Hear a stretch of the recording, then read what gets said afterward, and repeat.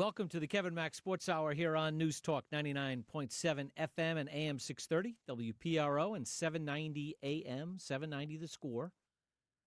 That's our friend, Doc Rivers.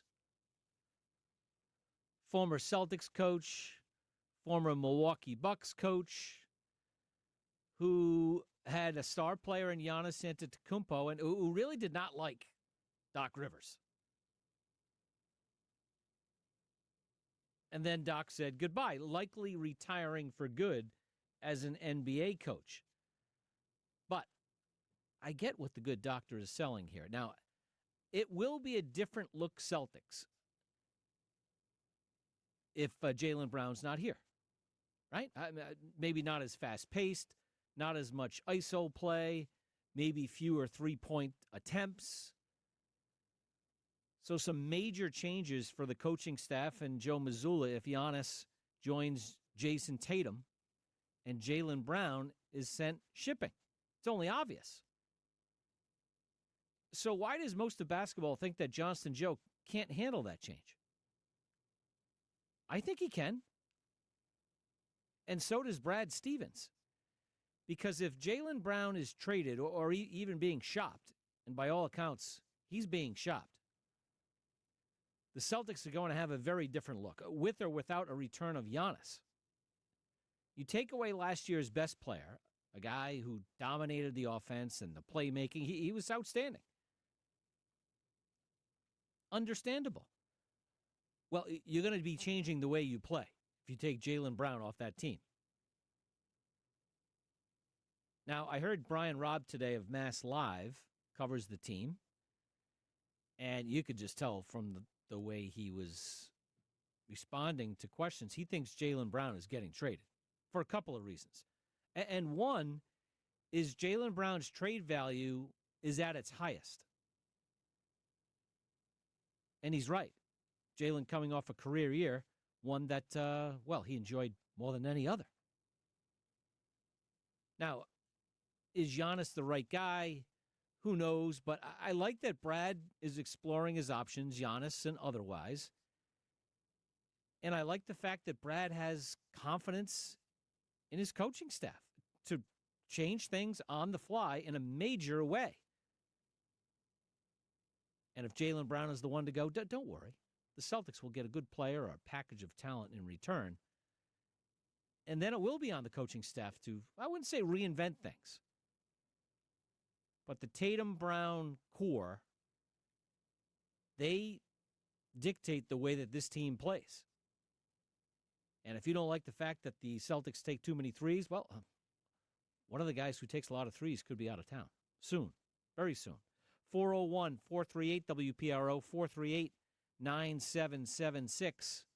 What do you think? What do you think the Celtics should get if Jaylen Brown is traded away? Let's get started with tonight's three big hits. All right, the Red Sox bats didn't show up in their series opener against Toronto last night. The Jays with 3 homers in a 6-1 victory. Tonight it's James Bennett for the Sox against Max Scherzer. World Cup today, the Republic of Congo scores its first ever goal in the World Cup and grabs a draw with Portugal 1-1. More big performances from stars in this World Cup. England's Harry Kane with 2 first-half goals. At last check, it's gone final. I think it's 4-2. Let me see. We'll check that out a little bit. England 4, Croatia 2 was the last that I saw. Tonight, Ghana versus Panama, and Uzbekistan faces Colombia. The USGA getting ready to host the U.S. Open tomorrow at Shinnecock on Long Island. Major winds expected on Thursday and throughout the weekend, but tomorrow gusts of more than 30 miles an hour. That will necessitate some syringing of greens during play. They want to keep green speeds at around 10.5. That's the plan anyway. Scotty Scheffler is the betting favorite. If he does win, he will complete the Grand Slam and become the 7th player to accomplish that feat. Much more on with golf and our birdies and bogeys with Carl Augenstein at the bottom of this hour. But Rooch, let's get to work here and get some finals for the people here. Yes, England 4, Croatia 2. Very, very, very important. And thank you, Doc. Yeah, Doc was probably on edge waiting for that score. Now, I get why Doc would not say anything negative about Giannis.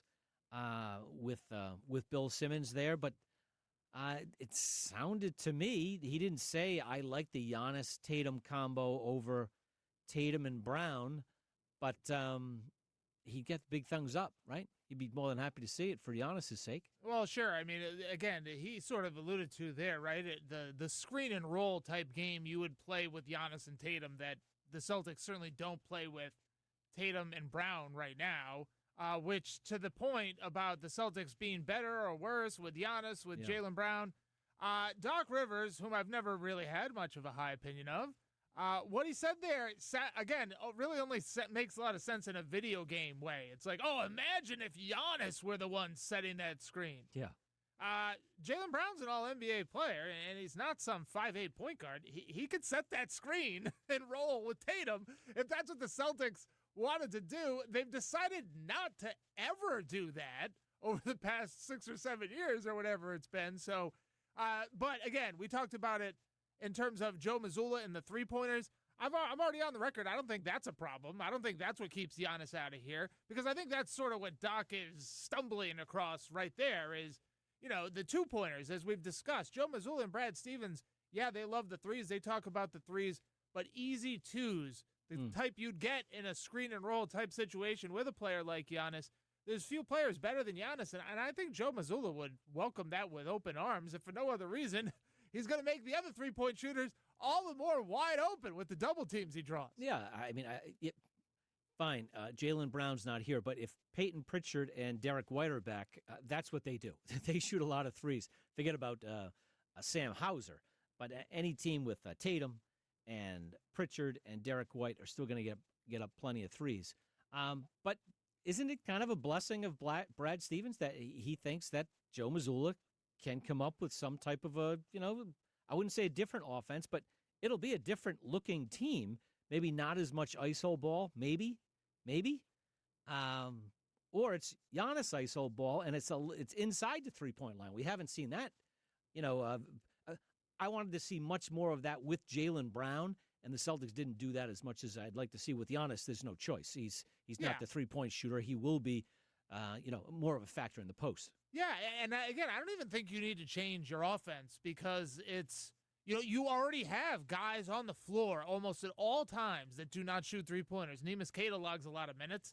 He's a negative. He's a 0 at the three. And I'm not saying you would have Giannis do exactly what Queta's doing. Obviously not. But every one of those plays that they run, quote-unquote, that ends in a three, there are 2-point options within those plays. It's just that the option is Neemias Queta. And so what are you going to do? You're going to shoot a three with one of those guys you just mentioned? You're going to do a dribble drive with one of those guys you just mentioned? Or are you going, to give it to Neemias Queta for an outside shot or whatever it's going to be? And so, look, I know it looks dramatically different from team to team, but the Nuggets with Jokic run almost identical principles to what the Celtics run. Right, but Jokic has, and Giannis would have the ball in his hands, what Queta does not.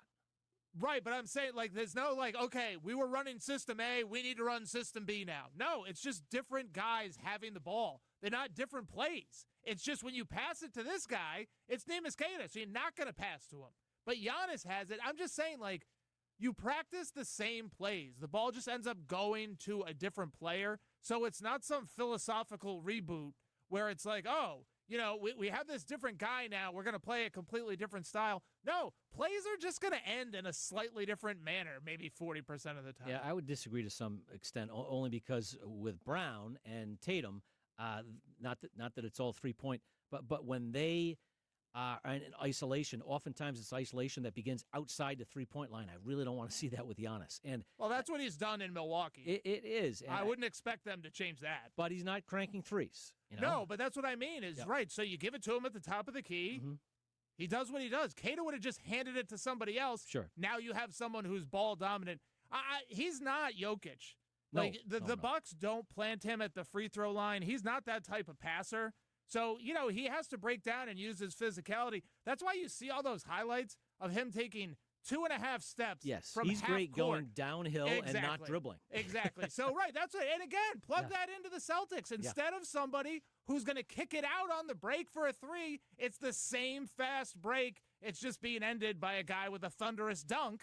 instead of a corner three. And isn't it easier to coach that way? Absolutely. If I'm Joe Mazzulla, I wouldn't say I'd welcome a trade, but if I'm getting Giannis back, I think I'd be up to the challenge to work him into my offense. We're going to play slightly differently, and every coach likes a challenge. It's a different mix. Would he like the same group back with a couple tweaks? Sure. But, this is more of a test. And Johnston Joe, again, Brad Stevens thinks he can do it. How about that? I mean, yeah, again, I don't think there's much to do. We're going to have to agree to disagree there. Yep. I think Johnston Joe Mazzulla or anybody who currently mans a bench in the NBA getting involved in, crafting new things for Giannis. No, you get Giannis because he's Giannis, right? He comes with those plays in his pocket. Yeah. He hands them to you.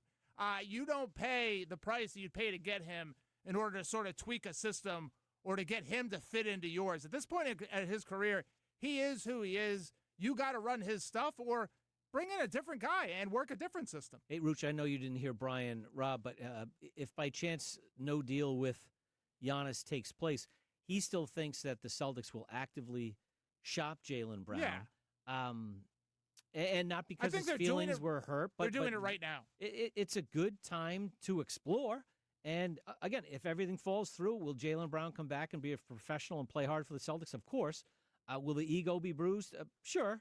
But, hey, again, like I said last night, he makes $55 million a year. He'll be okay. He's a professional player. Yeah, he does. I think did Brian Robb make the argument that his value has never been higher? Higher, yes. Okay, because he's in the midst of a contract that really can't change. Sure. And he's coming off a career statistical year. Which is great, but that can't be something you point to as a reason or a compliment as to why this would be a good idea. Oh, true. It's not a good idea to trade all guys who are at their peak. Right, exactly. And also, there's nothing above this, right? This only works if you're swapping them out for 3 future first-round picks or something like that. It's we're looking at the ceiling. It's him for Giannis, right? And the question is, do you just want to swap, try this? Oh, we'll try this. No one's out there saying one of these guys, right? People talk about the age and the playing style. Jaylen Brown, yeah, his value might never be higher, but I don't think there's anything you could do with that unless you're trying to reboot, right? At this point, there's all of these top-tier guys. Yeah, Giannis's value has never been higher either. That's why he's making $65 million a year. I think that makes Celtics fans maybe feel good at the end of the day when he's gone. Well, this was the time to do it. But again, that to me is sort of loser talk. That's the same way it's Mookie Betts. Oh, well, we had to get rid of him now. We were never going to get more for him. It's you could have kept him. That's pretty good value, too, keeping the guy and, winning games. I think that value gets overlooked a lot in these situations. All right, so another day of nothing happening with Giannis. Again, he'd like to be traded before the draft, which is next week. Then again, they clearly are trying to involve a third team, too, because, Jaylen Brown doesn't want to go to Milwaukee. That's number one. And they don't want him. No, they don't want him. They're years away. If they get rid of Giannis, they want picks. They want some young talent. A combination of the two. That's will require a third team involved in this trade. All right, I tasted a little World Cup fun last night here in Providence. We'll get to that next on the KevinMc Sports Hour. All right, that is the great Andres Cantor, the best call in football.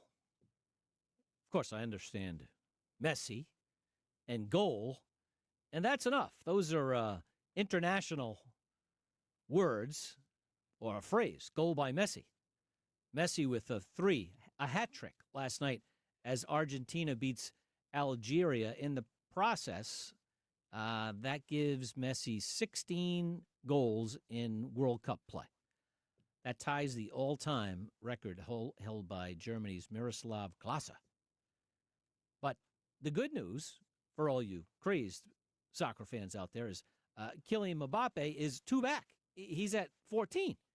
So if there is a god, a soccer god, these two guys, Messi and Mbappe, will go back and forth, get tighter throughout this World Cup. And Rooch, the best part of the World Cup for me, I would say I'm a, you go 1 to 5 on soccer, I'll give myself a 2.5. But if the stars are great, sign me up. And yesterday, the stars were great. Messi with the hat trick. Erling Haaland from Norway is like a wrecking machine. He's like the Gronk of international soccer. He had 2 goals in Norway's win. Mbappe had 2 goals in France's win. That's 7 goals from 3 superstars. And then Harry Kane gets 2 for England today. Hey, if you want to grow the game, stars killing it can help make it happen. Well, yeah, that certainly would be a great way to grow the game by watching the stars and the entertaining players do great things. My problem and why I'm below a 2.5 is you just named 9 goals somewhere in that vicinity yesterday. In 2 days, yeah. So yeah, those 2 days or however long that was, based on the records you were just reading, that might have been the best scoring day in the history of the World Cup. Believe me, I like that too. Well, that's what I'm saying, though, is like Messi, who's 38. By the way, Mbappe is going to lap Messi. No question. He's 11 years younger and things of that nature. But it obviously fun to watch them duel it out. But it's like when I saw a hat trick for Messi. Oh, and the record. Wow, and he's been playing the World Cup since he was 16. And he's 38. Wow, what's the record after that 3-goal performance? Well, what was your guess? Because I heard this. I was like, wow, I'm going to guess, 30, high 20s. That's what I'm thinking, right? Yeah. Like, dude got a third of his goals yesterday. Yesterday, yeah. Right? At age 38. It's tough for me to take it all that seriously, especially when I saw the 3rd goal, and we talked about this before the show. Look, I'm no futures market expert, betting integrity person, but the other team did not seem to be trying very hard to stop Mr. Messi from scoring that 3rd goal. And the goalie seemed to know that might have been going on. At least the effort wasn't there. So, look, I've always said soccer is a great sports center sport because, for my money, those goals by Messi, and particularly the ones from Haaland and Mbappe, I loved watching every second of it. Yeah. Not hanging around for a week. Sure, to see them. To see it happen. Yep. Not traveling thousands of miles. And that's always been my beef with soccer. It is a great game. I understand why people love it. You want more scoring. I understand. I'm an American. Yeah. I grew up here. Sports Center.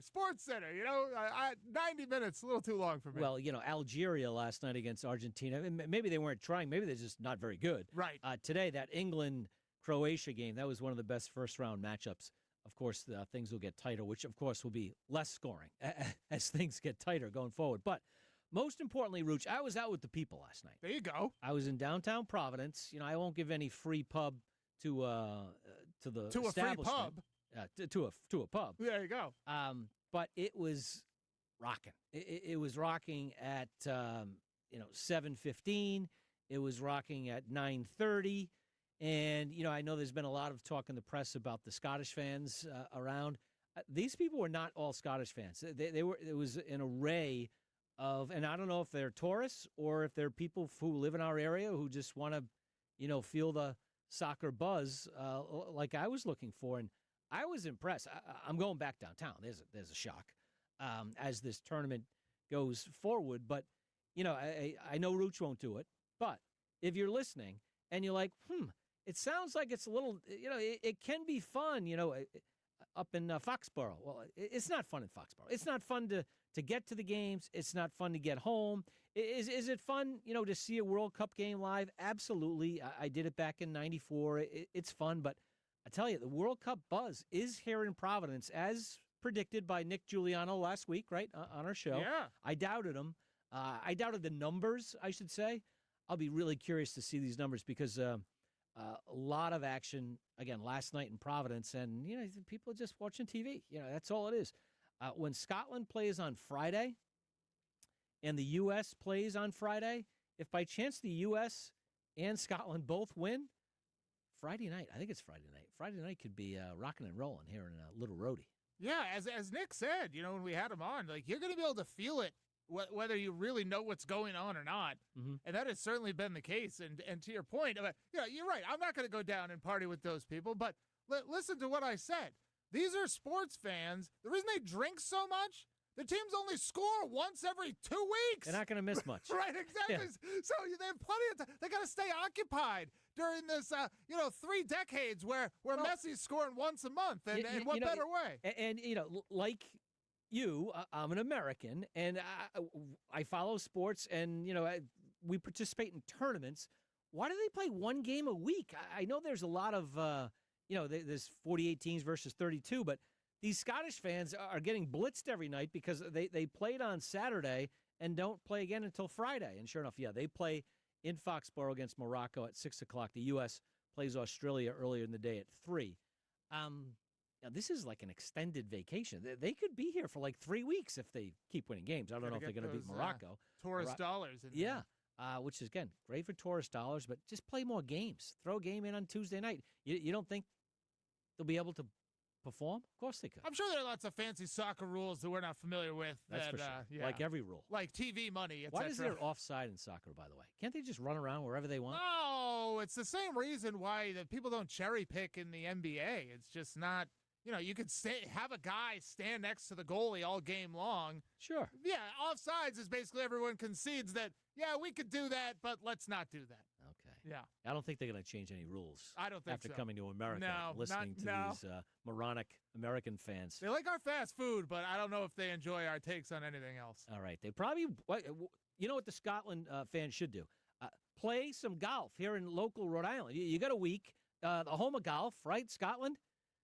Yeah, maybe not. And one of the themes around this U.S. Open is certainly if anyone can be under par. I can tell you if the wind blows like tomorrow, and even here in Rhode Island, by the way, we could have gusts over 30 miles an hour.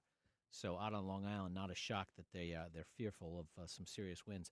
I haven't seen what they're projecting winds of 15, average 15 and above for all 4 days, but not gusts of 30. If by chance there's gusts of 25 plus 4 days in a row, that's British Open weather right there. I don't care, maybe without the passing shower, but that'll be fun. That'll be fun, and it'll make everyone's selections a little bit more of a challenge. So let's get to the Kevin Mack Sports Pick of the Night.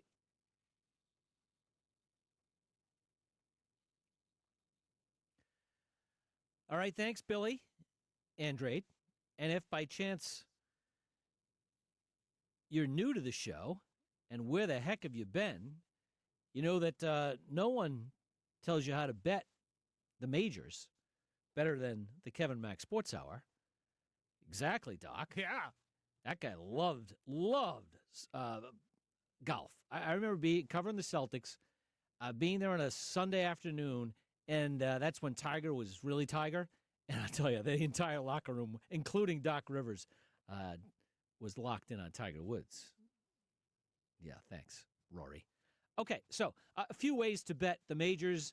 The one that I've stumbled on this time, there's a slew of them, is on the Rhode Island Sportsbook anyways. There's, I think they call it finishes? Yeah, finish. Finishing position. Finish position. Yeah. Rooch, I don't know why these numbers are so, I wouldn't say off, but I think they're off. John Rahm, over under 18.5. So I'm going to pick him to finish better than that, which I believe is under 18.5. Minus 115. I mean, I like John Rahm to be in the top 10. I can get him to finish 17th. I'll take that. And because Dan York is so locked in, he threw Robert McIntyre at me. I checked him. His over-under finish position is 50.5. I like him to be in the top 50. There's others where you're like, why is it so high? Well, it's a major, and it's Shinnecock, and things can go haywire.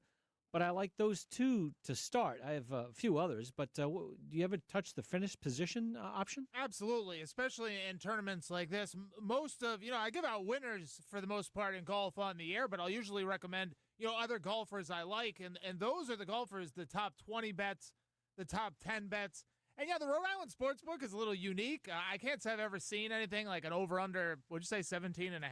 17.5, John Rahm. But I will say the number you gave is right on the line, consistent, I should say, with what his top 20 price is. Okay. And the same with Robert McIntyre. So it's a little quirky, the numbers, if you're not used to it. Again, top 10s, 20s, things like that are very standard for golf betting. And yeah, highly recommended. As I've recommended before, one thing that I like to do a lot when it comes to golf is, sort of a cascade bet or a waterfall bet, where you take the money and divide it amongst the golfer, the potential finishing positions, I should say. Okay. So, For example, I am picking Russell Henley to win the U.S. Open. However, to hedge, but also just to potentially make more money, so it's not really a hedging position, just a strategy, you bet Russell Henley to finish in the top 20, the top 10, the top 5, the top 3, and things like that. And that's how you can, again, not so much hedge. You don't want to view it as hedging because that's like trying to prevent a potential loss.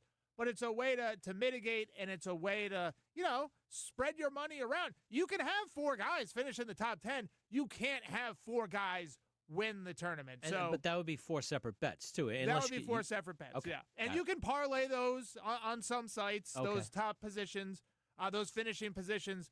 But per usual, I would recommend just making those bets straight. And if you're looking for other golfers to do that with in the U.S. Open, like I said, last night I was sort of choosing between Russell Henley, Sam Burns, and who was the third one? Wyndham Clark. I still like all of those golfers, but I would add into that mix Tyrrell Hatton, who is going off also at around 40-1. And the reason I'm tossing Hatton into that mix is because there have been some large wagers at some rather prominent casinos rolling in on Mr. Hatton at 40-1. Really? Some of the biggest bets placed on the U.S. Open that have been tracked so far to win have been placed on Tyrrell Hatton. And on that note, people are running from Scotty Scheffler at the major sports books. Not a lot of action on Scotty this week, which is people have been taking notice, right? You and Carl talked about it. People don't love Scotty Scheffler. Heck, if you do this week, I know it's still 6-1, but I don't know if that price is going to get any lower. Yeah, and shop around. Scotty Scheffler at Sportsbook Rhode Island right now is plus 475. I've seen him at 6. I've seen him at 5.